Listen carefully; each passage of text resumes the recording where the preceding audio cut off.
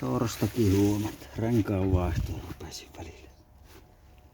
Takaiskerit on kyllä aika lahot tässä vehkeessä. Rutissa kun porista. Ihmettä mun katastuksesta läpi. Ja aina sitä remonttia. No problem. Pitää käydä rengas siihen hakemassa. Joo. Aha.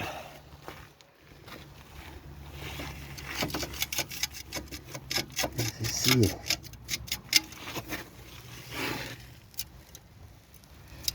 Ja siellä alareunassa hiekkoa.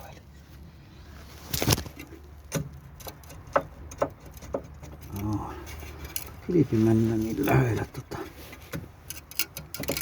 saatavaa jarulevyä. No nyt.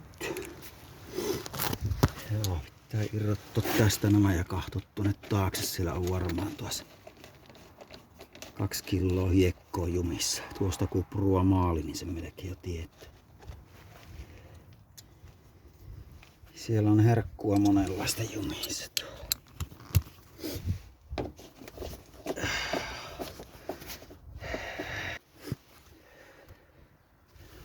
Herkkua on siellä monenlaista. Siellähän sitä on jemmassa. Hyvinhän ruvennaan ruostumaankin. Oikein mukavasti ruvennaan ruostumaan siellä. Ei vitun paskat saatana. Nyt vaan.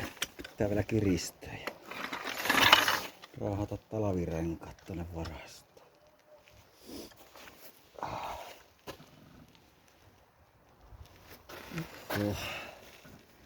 Tuonkin on joku lommo tullut.